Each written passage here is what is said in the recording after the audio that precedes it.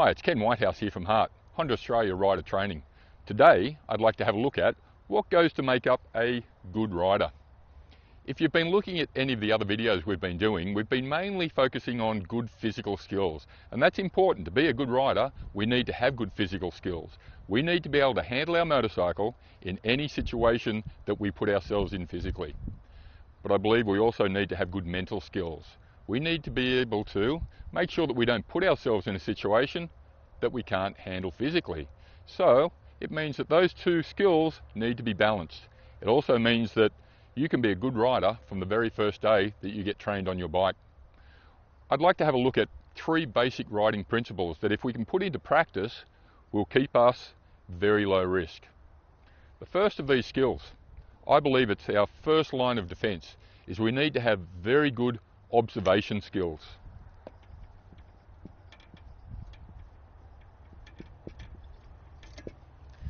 If you can identify a potential hazard while it's still far enough away, you've got plenty of time to do something about it. When we train riders, we teach riders to look at least 5 seconds ahead of you.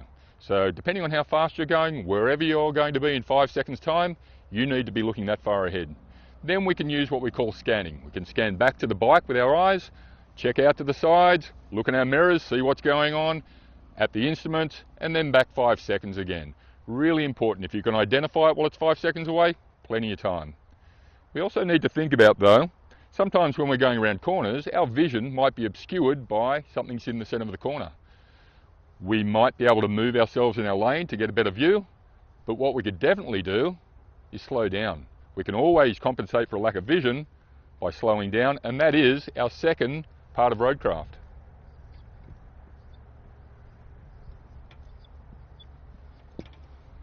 Now, as well as slowing down when we're going around corners to keep our vision forward, we also need to think about, could you stop if you had to? When we're riding in traffic, ask yourself this question. If that vehicle in front of me suddenly stopped, would I have room to stop? Now, if I can't honestly say yes, I'm going to need to slow down or maybe even go to what we call setup. Setup is by taking the free play out of your brake levers. It's the first little transition between not braking and braking. If we set up our brakes when anything has a potential to brake, accelerate, or turn in front of us, if a car does that or another vehicle does that, it means that you can be applying your brakes from a moment's notice. We're trying to minimize reaction time. Reaction time is a real problem for motorcyclists. On average, reaction time for a human being is about 1.5 seconds. And if you imagine you're doing, let's say, just 60 kilometers an hour, in 1.5 seconds, you've just traveled 25 meters. Now that may well be the difference between being able to stop or having a problem. So we're riding along, we're observing at least 5 seconds ahead. If you identify a potential hazard, setting up your brakes, if they make a mistake, we just squeeze to a stop. There's another principle that we need as well. We call that buffer.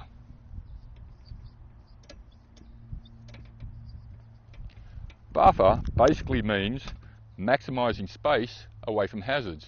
If you imagine I'm riding down the road, I'm looking 5 seconds ahead, and I see a car at a stop sign on the left-hand side. If I just ride past and do nothing, basically I'm giving my safety to that driver. Now I don't know that driver, so I don't really trust them that much. If I see that there's a potential that they could pull out on me, I can set up my brakes, so if they move, I'm on my brakes as soon as I see it. What I could also do is move over in my lane. When I move over in my lane, we call that creating a buffer zone. It's created just a little bit more space between me and that car, and even just a little bit more space is going to give me a little bit more time to respond if something goes wrong. Putting these three principles into practice, really good active observation technique. Slow down and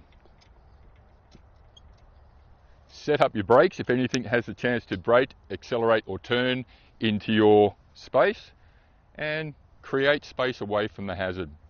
These three principles are not difficult to put into place. If you do them well, your risk level goes way down. Put those into practice and you will be a safer rider. And it's on the way to becoming a good rider. Alright, so we've had a look. We've talked about three basic principles of roadcraft: observation, slow down / setup, and buffer. Let's have a look at how those roadcraft principles can keep us low risk in some of the most common crash types for motorcyclists. Here in New South Wales, statistics show us that there are 5 common crash types. The most common are corners.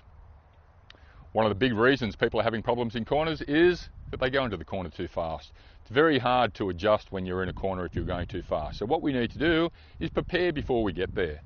Observation, see the corner coming up. Slow down / set up so we get our speed right. And then when we enter the corner, start out nice and wide so we can maximise our vision. When we're halfway through a curve, we can't control what's happening with vehicles coming the other way, and sometimes they might run wide or cut a corner. So when we're halfway through the curve, we want to place ourselves in the middle of our lane. That's going to create a buffer zone away from any oncoming vehicles. When we finish our curve, about the worst place to finish would be running off the road, so we're going to plan to finish in tight here. That gives us a lot of room to compensate if we've made a little mistake ourselves. Corners don't need to be a dangerous situation, we just need to have a plan of how to do them safely. Let's have a look at the second most common crash type for motorcyclists. This represents a motorcyclist riding down the road past an intersection, there's a car at a stop sign. If the car pulls out and the rider doesn't react in time, they can crash into the side. If we use our 3 simple roadcraft principles, observation, the rider sees that vehicle while it's still 5 seconds away, thinks to themselves, what if the car pulled out? Slow down and set up. We set up our brakes. If the car moves even a muscle, we're already in a position where we can brake right from that moment, so we've reduced reaction time. And the third one, buffer. By moving over further in their lane, they can put a little bit more space between them and the potential hazard. A little bit more space gives a little bit more time, and even a little bit more time might make the difference. 3 simple principles that makes this situation a lot lower risk. Third most common crash type for motorcyclists. Basically, a head-on. Motorcycle riding up the road, car waiting to turn, last minute car turns through, motorcycle runs into the car. Observation, slow down, buffer. Motorcyclist looking at least 5 seconds ahead, sees the vehicle that wants to turn, thinks possibly it could turn out in front of me. Slow down, set up the brakes. This means that if the car moves, we've set up our brakes, we're in a position to brake right from that moment.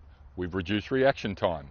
Buffer over to this side of the lane. That gives a little bit more space. Again, a little bit more space gives you a little bit more time. Once again, observation, slow down and buffer has made this situation much easier to manage. The 4th most common crash for motorcyclists, running into the back of a vehicle in front of you. Interestingly enough, that type of accident is the most common for normal road users, for cars and trucks and buses. But for motorcyclists, it's the 4th most common. Running into the back of something, I assume, would be very disappointing. We need to very jealously guard the amount of space that we have in front of us. The reason people run into the back of things is almost always because they haven't got enough space. It doesn't matter how good a rider you think you are, it doesn't matter how good you think your equipment, your motorcycle, your brakes are. If you just don't have enough room, one day something's probably going to happen and you're going to run into the back of it. On a motorcycle, remember, we don't have airbags, we don't have crumple zones, we don't have seat belts, we don't have anything. It's just us.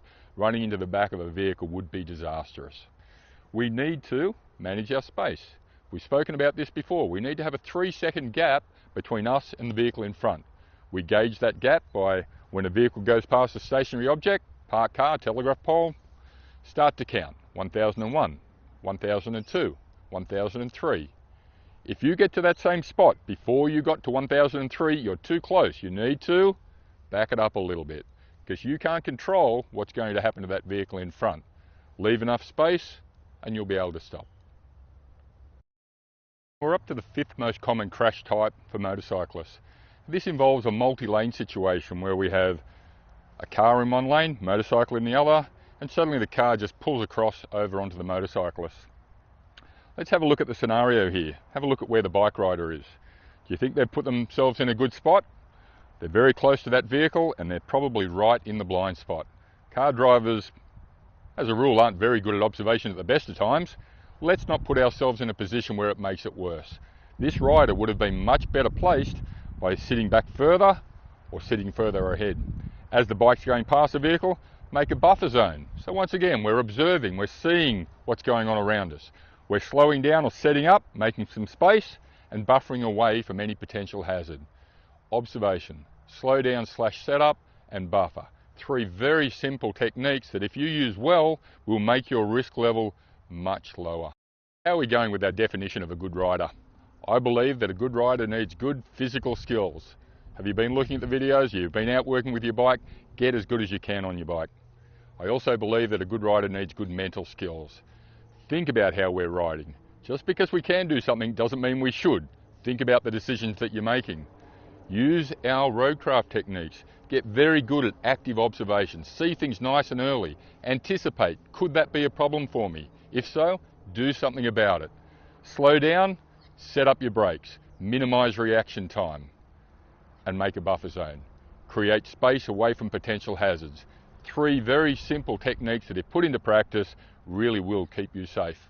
If you want any more tips, come and see us at Hart. Safe riding.